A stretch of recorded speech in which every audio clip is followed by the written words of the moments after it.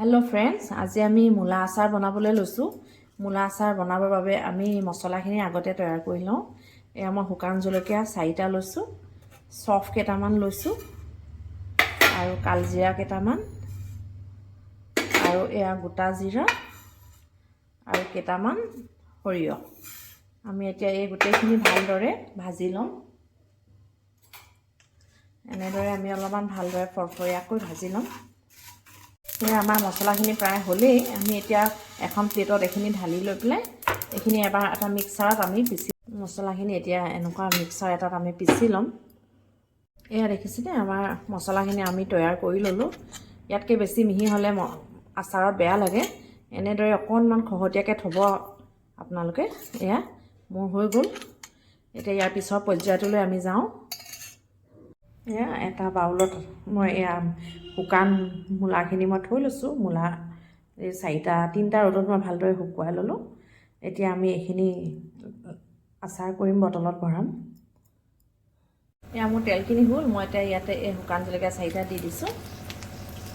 তাৰপৰা এয়া 5 ফোৰণ কেইটামান দি দিম।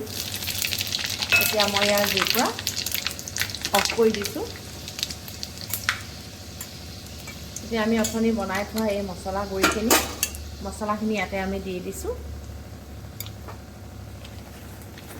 তেলখিনি ভালদৰে লৰাই দিছোঁ যাতে গোটেই মছলাখিনি ইয়াতে মিশ্ৰণটো ভালকৈ হৈ যায়। তেলখিনি পকিবলৈ দিছোঁ।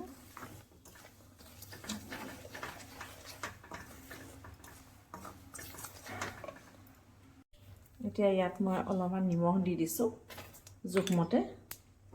আৰু আমি আগত যিহেতু হালধি দিয়া নাছিলোঁ, সেইবাবে এতিয়া হালধি দি দিছোঁ।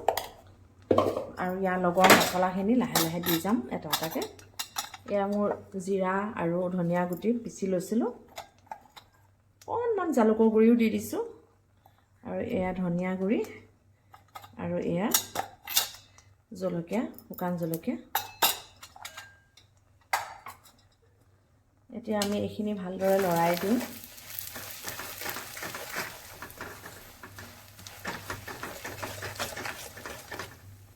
এতিয়া আমি এই কেৰাহী তেলখিনি ঠাণ্ডা হ'লত আমি এতিয়া এই বাউলটোত এইখিনি ঢালি দিছোঁ। দি লৈ এতিয়া আমি ভালদৰে লৰাই দিম।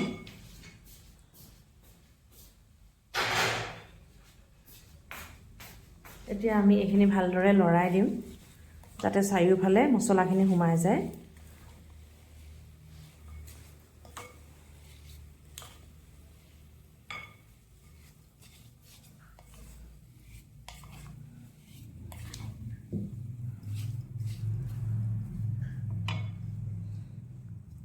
ইয়াত আমি এতিয়া অলপ ভিনেগাৰ দি দিম।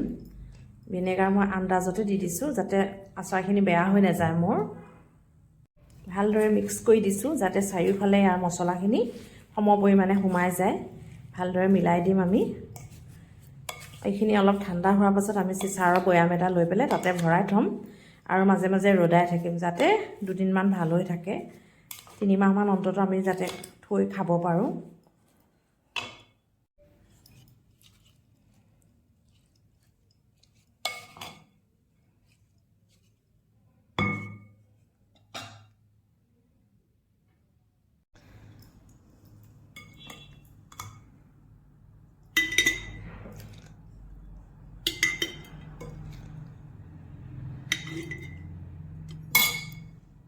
এয়া মোৰ মূলাৰ আচাৰ সম্পূৰ্ণ সাজু, খাব পৰা হ'ল। আমি আৰু 2টা ৰ'দত দিয়াৰ পাছত আমি পূৰা খাব পাৰিম।